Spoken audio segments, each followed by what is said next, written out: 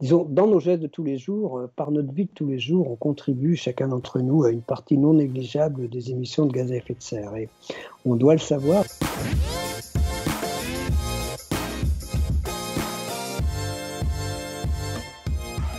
Et les trois thèmes principaux qui sont ceux de notre vie de tous les jours, hein, se loger, le domestique chez nous, hein, se nourrir et se déplacer.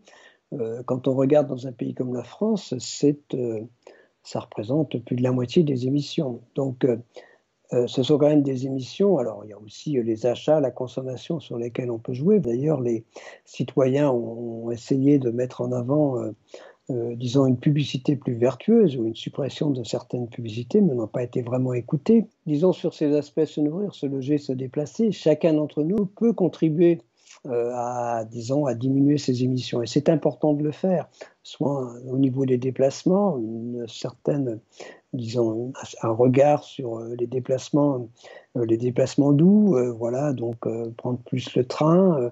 Bon, mais il y a aussi tout ce qui concerne le logement, ceux qui peuvent, l'isolation d'un logement est souhaitable, quand c'est possible aussi. Il y a beaucoup d'incitations, j'espère, à le faire.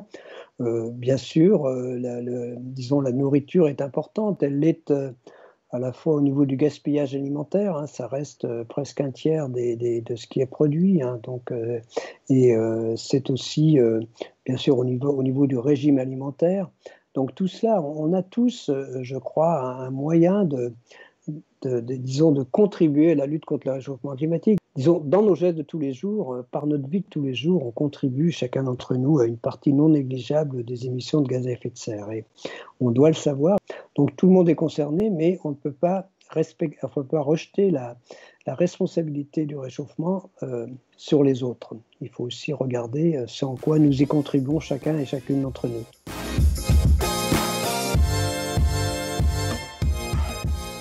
Donc il y a tous ceux qui gravitent autour du système éducatif en France. Et il y a de nombreuses personnes qui peuvent contribuer, avoir un regard sur, disons, ce qu'on essaye de mettre en place.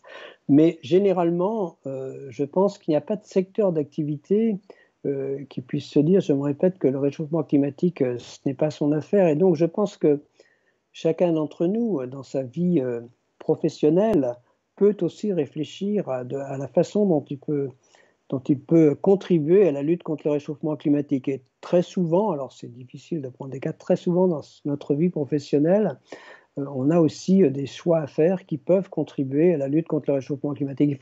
Je dirais qu'il faut une certaine continuité, disons dans l'esprit au moins, peut-être pas dans le type d'action, entre vie professionnelle et la vie de tous les jours dans la lutte contre le réchauffement climatique. C'est un peu ça mon conseil, c'est-à-dire c'est pas simplement de la limiter à des petites actions, des petits gestes qui sont importants, je le redis, mais c'est de le voir de façon un peu plus large. Ça peut être aussi, et moi j'y engage les gens qui le souhaitent, un engagement plus politique.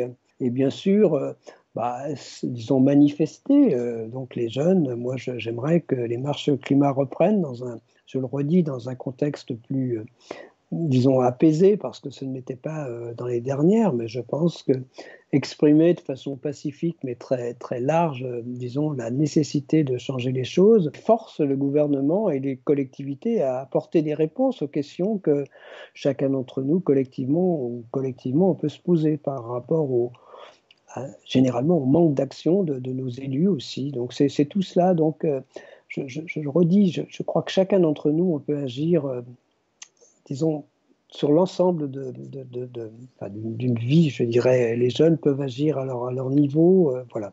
Et je crois qu'à tous les niveaux, on peut vraiment y contribuer.